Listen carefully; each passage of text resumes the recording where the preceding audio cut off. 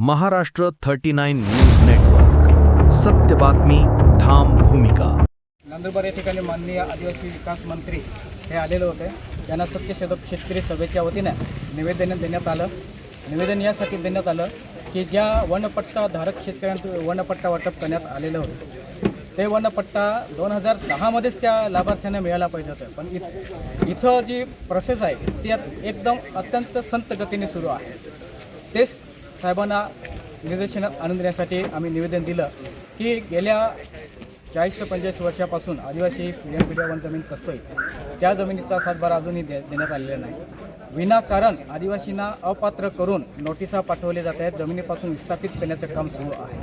तर ते त्यांची फेर तपासणी करण्यात यावी, स्थळ पाहणी करण्यात यावी, GPS मोजणी करून GPS नकाशा पाहण्यात यावा. त्याच्यानंतर माती परीक्षण करण्यात यावी, ज्येष्ठ नागरिक जबाब तपासण्यात यावा, ग्रामसभेचा ठराव तपासण्यात यावा. ते न करता वन खात्याच्या इशाऱ्यावर आदिवासींना अपात्र केले जात आहे आणि जमिनीपासून विस्थापित करण्याचं काम सुरू आहे. हे माननीय देवेंद्र फडणवीस साहेबांनी 2023मध्ये सत्य शेतकरी सभेच्या पायी बिडार महामोर्चाला लेखी दिलेलं होतं की सदर मागण्यांची अंमलबजावणी करण्यात यावी. परंतु 3 वर्ष होऊन सुद्धा इथं नंदुरबार प्रशासनाने त्याची अंमलबजावणी केलेली नाही. ती आठवण करून देण्यासाठी आलेलं होतं. दुसरं, या नंदुरबार जिल्ह्यामध्ये सामूहिक हक्क मंजूर झालेले आहेत. ते सामूहिक हक्कांबाबत आम्ही जेव्हापासून ते सामूहिक मंजूर केले तेव्हापासून इथल्या प्रशासनाला आठवण करून देत आहे की हे चुकीचे आहे.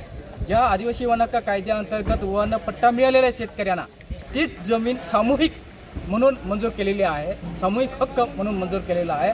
आता कुंकण गावामध्ये बोर्ड लागलेला आहे, वन खात्याने बोर्ड लावलेला आहे आणि त्याच्या चतुर्सीमा दिलेल्या आहे, त्या चारी बाजूच्या दिलेल्या आहेत आणि 200 हेक्टर दाखवलेलं आहे क्षेत्र. पण तिथे 200 हेक्टर आहेच नाही.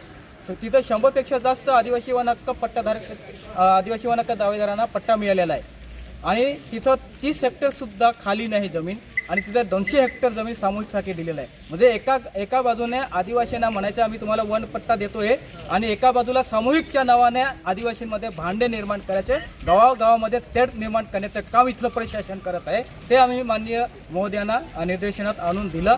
त्याच्यानंतर वनपट्टाधारक शेतकरी आहेत त्या शेतकऱ्यांना शासकीय योजना देण्यासाठी आता 2025मध्ये सुद्धा GR आलेला आहे. अनेक GR निघालेले आहेत, परंतु त्या GRची इथं अंमलबजावणी होत नाही.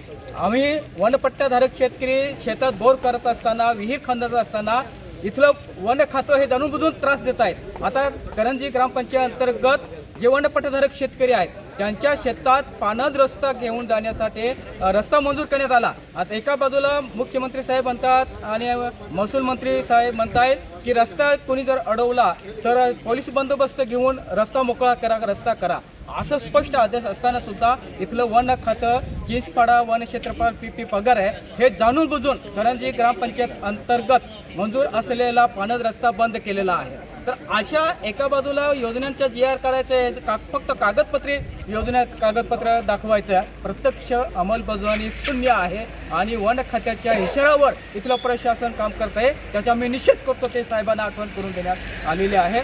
आणि जर हे जे आम्ही मागण्या सादर केलेल्या आहे, तिसरी जी मागणी आहे की कोटडा आणि नांदवण या ठिकाणी जी गुरचरण जमीन आहे ती गावाच्या विस्तारासाठी आहे, गावाच्या सुविधेसाठी आहे. ती जमीन BDCला परस्पर विकलेली आहे.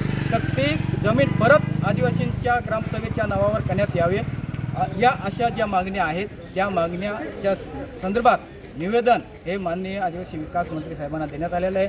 जर याची दखल घेतली गेली नाही तर मार्च महिन्यामध्ये परत माननीय मुख्यमंत्री देवेंद्र फडणवीस साहेब यांना आठवण करून देण्यासाठी की तुम्ही जे 2023मध्ये लेखी दिलेलं होतं आम्हाला, त्या लेखीची अंमलबजावणी इथं नंदुरबार प्रशासन करत नाही. त्याच्यासाठी आम्ही परत नंदुरबारपासून पायी बिडार महामोर्चा हा हजारोच्या संख्येने परत आम्ही इथं मोर्चा काढणार आहोत.